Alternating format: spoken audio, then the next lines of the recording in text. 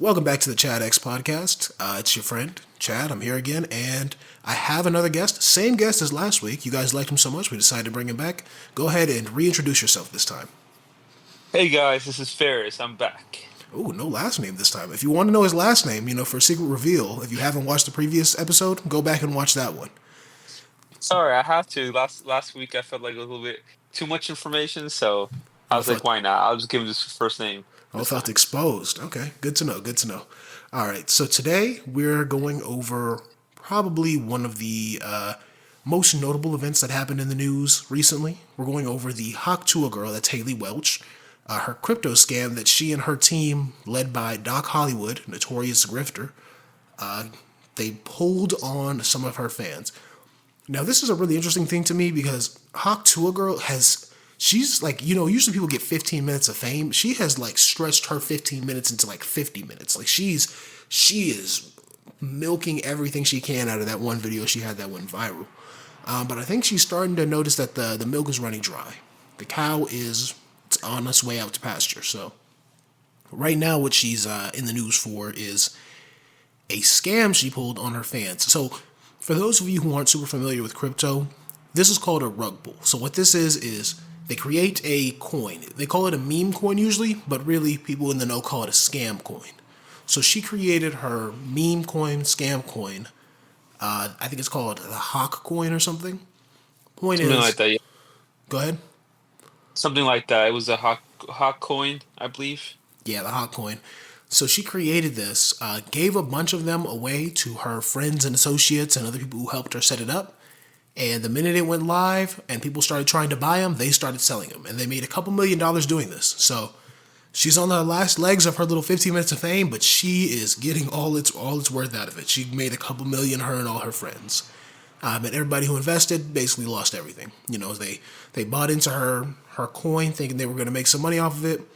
To be honest, they really probably thought they were just going to get in and get out on some other sucker. It's like playing hot potato. No one wants to be the last one holding it.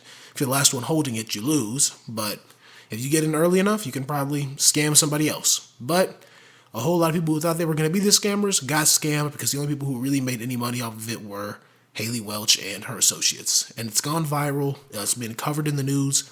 There's a couple of YouTube videos out there about it that you can watch that really go in depth and explain every aspect of how this went through. But this isn't the first time someone's done this. Won't be the last. But it was shockingly profitable. Shockingly. So sorry, I'm struggling with English today, guys. Shockingly profitable for the Haley Welch team.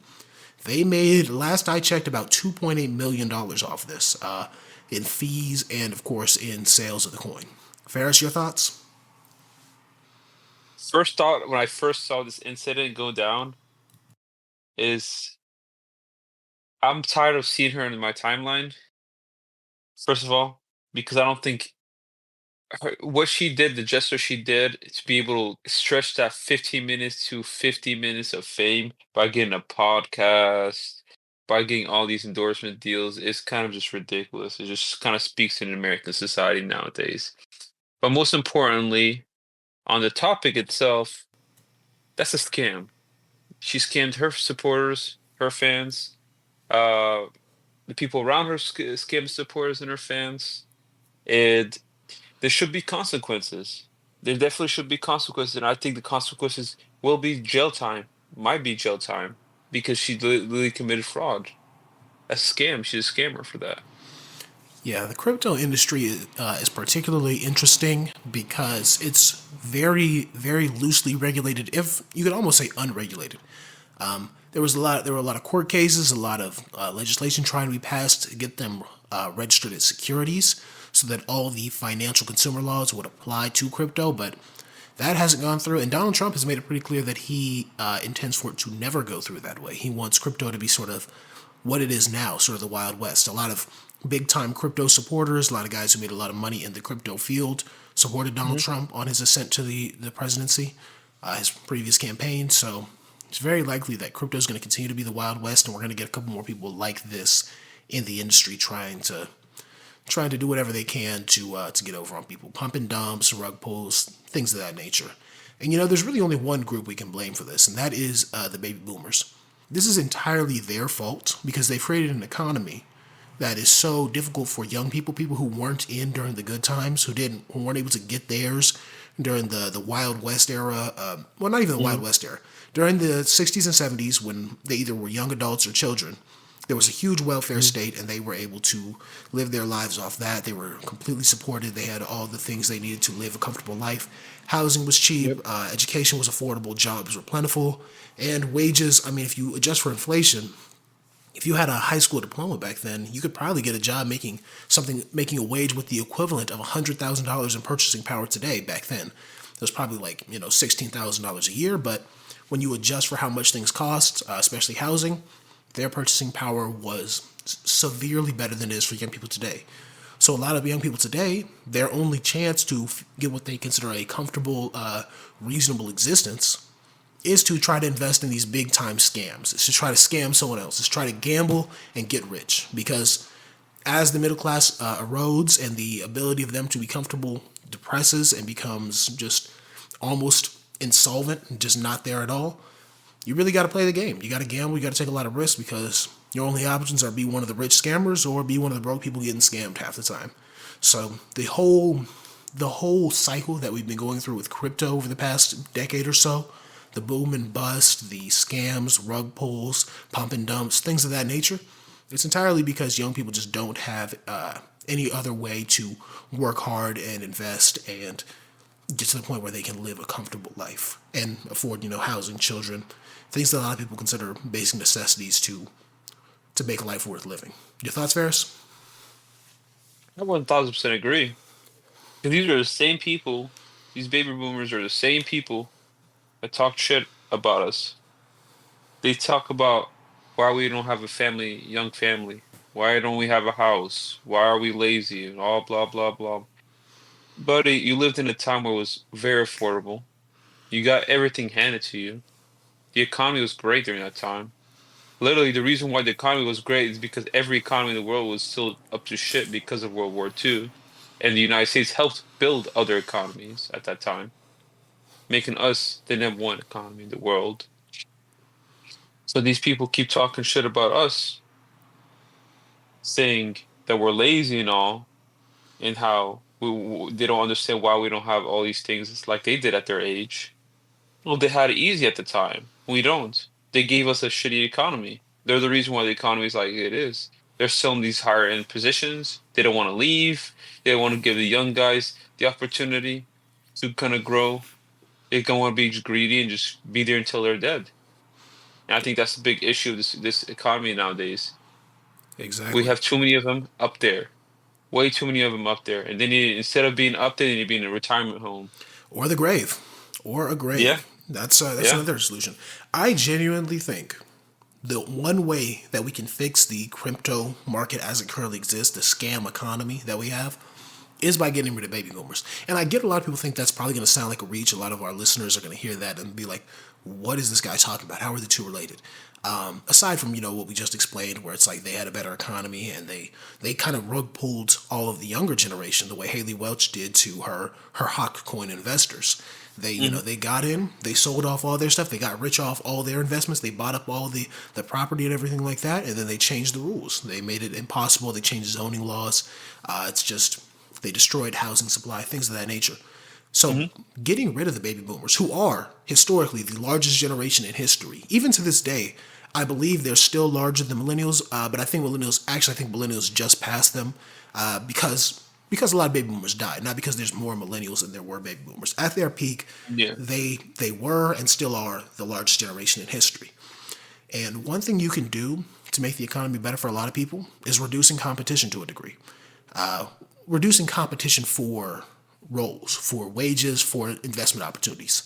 And that's by taking people out of the game. The less Yeah. players there are in the game, the more resources can be spread around to the people left. The baby boomers, they had their fun. Getting them off the map, out of the game, however you want to do it. Ferris likes retirement homes.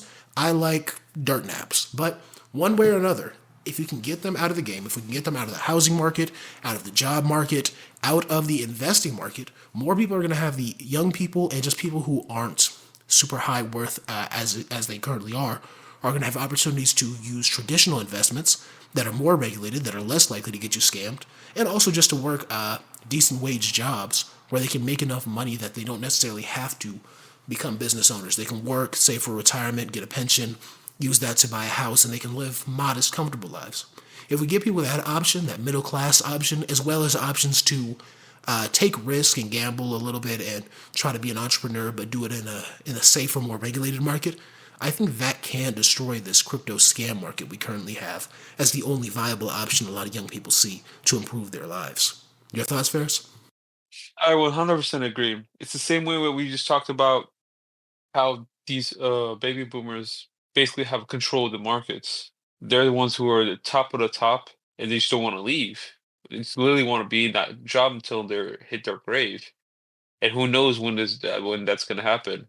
Possibly soon, but with them being like that, they're stopping job growth for our generations and generations ahead of us. So it's causing issues. And I think you kind of summarized it perfectly. With them being gone, I think it fixed a lot of situations from the crypto scams to just the regular job market. Yeah, even health insurance market. We recently had that big Yep. event in the news where a CEO of a major healthcare insurer was assassinated in New York City. Broad daylight, 7 a.m. Popped, the guy got away. My only problem with that event was that the guy was a little too young, in my opinion. He was in his 40s. If he would have been, one of the CEOs who was in their 60s, Mhm, 70s, I think that I mhm, would be a bigger supporter. I'm a supporter as is, but I think really the issue with the modern health insurance market is young people have to pay ridiculous premiums and get denied on their coverage so that we can pay for the old people to get all their medical costs covered because they're the biggest medical cost for all insurers. An old yep. person is who got in when the rates were low back in probably like what 1995 is when most of them Yep. really got in and locked their rates in. Mhm. They're costing so much, not only in terms of private insurance, but also in terms of Medicare. Medicare is one of the biggest expenses the federal government has, and it goes almost entirely to old people. There are some, now, let's be clear, there are some young people, there are some disabled people. I'm always going to be kind of an advocate for disabled people. They're the one minority group. Anybody in America can join at any time. You could wake up tomorrow, something could happen, you could be disabled, and Mhm, you would need some benefits from that.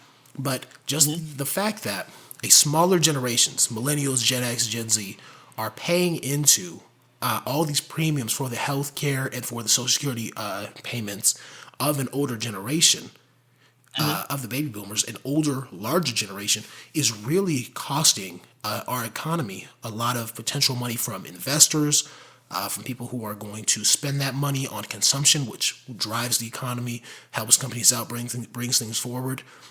Whether you're a capitalist, a socialist, a communist, whatever your political leanings are, the base economic theory that's been proven is that the more money you have in the hands of young people, the more vibrant and dynamic the economy is.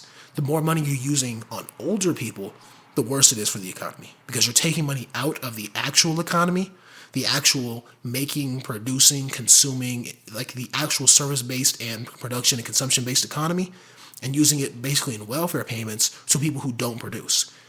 See, if you're giving welfare payments to people who are young, who are workers, they're going to spend that money, even if they're spending it on their kids, if they're spending it on housing, if they're spending just buying things in general. That helps the economy. When you give it to old people, they don't spend as much and they cost more because they're not producing as much. They're not actively producing anything. They're basically like children, but they're worse because children are cute and I don't like old people. Looking at them makes me mad. So That's understandable. That's understandable. Um, we can basically kind of say like they are the main cause of issues in society nowadays. They're just like babies, but just worse. They cause tantrums. They feel entitled. yeah, They always start problems with everybody. babies that scream racial slurs in Walmart. That's how I view baby Yeah, boomers. I mean, they got baby yeah, at the name. Their whole generation has a baby in it, and it makes yeah. sense because that's sort of how they've acted for all of their existence. But like I said earlier, it's time for the babies to be put down for a nap, and let's just hope they don't wake up from this one. Really, it's really insane though. Just the crypto markets and these scams and the scam based economy we're living in. We had NFTs for a while. We've had Yeah. meme coins. We've had everything just going on and on. And Donald Trump, he's about to take power. People voted for him. People wanted him in charge. People like a lot of stuff. One of the main reasons he got in the position he's in is because he basically said, I'm not going to regulate crypto. Any politicians, any cabinet members, any people in the current administration who are into regulating crypto, we're going to make sure they don't get to do it. Basically, he's saying, like, hey, if you're a real gambler or a scammer, I'm going to make life a lot better for you. The crypto gamblers and the crypto scammers. And it's like, well, yeah, I understand why people would be in support of that, because at this point, scamming and gambling are your only two paths out of poverty or out of the lower middle class. It's your only paths to affluence. You got to scam, you got to gamble, you got to do something crazy. And it's been like that for a long time. A lot of people will point to the Kennedys and the fact that their bloodline was started with a bootlegger making a lot of money doing crime, so gambling and scamming. But it's just gotten so much worse in the modern day. The opportunities are so much fewer and further between for people who didn't get in during the good times, get theirs, and say, let's pull the ladder up and make sure everybody else suffers. Any final Yeah, thoughts, Ferris? I think you just basically said it. You think you said everything right. They're the main cause of the issues. Um, just a quick summary. I want to say Haley Welsh, jail. The old people involved in them, jail. So, because scamming is not a good thing. It really isn't a good thing. I understand some people that are trying to get out of poverty, but it's caused a lot of harm to a lot of people. I hate to say it. I've been trying to avoid it this whole time. The one thing I don't agree on, I don't think Haley Welch should go to jail. I think it's funnier if she gets away with it. I think I get what I will say though is if somebody who got scammed by her pulls a New York CEO, the United Healthcare shooter type thing on her, Yeah, I won't be surprised, and I won't sit there and be like, oh my god, how can you do that? I'll be like, yeah, you got scammed, lost all your money, I get it. If yeah. that's where the country heads, if that's what we get to, hey, it is It's what it setting a is. precedent. I honestly think it's setting a precedent. So, with that, what happened with the CEO, I think it's set a precedent, especially if he doesn't get caught. So, Yeah, and honestly, it's a side note, Haley Welsh, I don't think she'll be going to prison. Something tells me she won't. yeah, it's I the just don't think they will. I don't think she will. I think she's just gonna probably like pay a big fine or something like that. But she's not going to jail. she's young, pretty famous, and a multimillionaire. Those things kind of are like four get out of jail free cards that she's just gonna stack like Uno cards. Like, hey, draw four, Yeah, draw four, draw four. She's winning the game. yeah, But yeah, I agree. it is what it is, though. I mean, hey, at the end of the day, I'm gonna say this to you guys. If I ever get famous and I start hawking crypto to you and I say, hey, buy the Chad coin, do not buy the Chad coin. If you're an early listener right now, do not buy the Chad coin, because if I get the opportunity to Haley Welch my way into being boomer level wealthy, I will take it.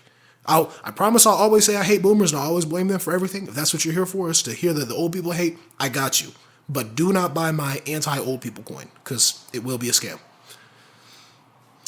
What about you, Ferris? You gonna scam us with crypto once you make it big? Not interested in crypto. I'll just probably sell like the typical merch or something like that.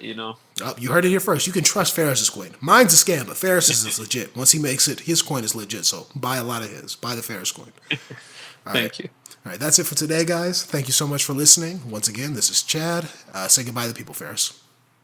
This is Ferris, and I want to say one last thing: like and subscribe. Thank you. Like and subscribe, and go ahead and comment. Tell us, do you blame old people for the Haley Welch incident, or do you think scammers are the only people to blame and Haley Welch should be in jail? Have a great day.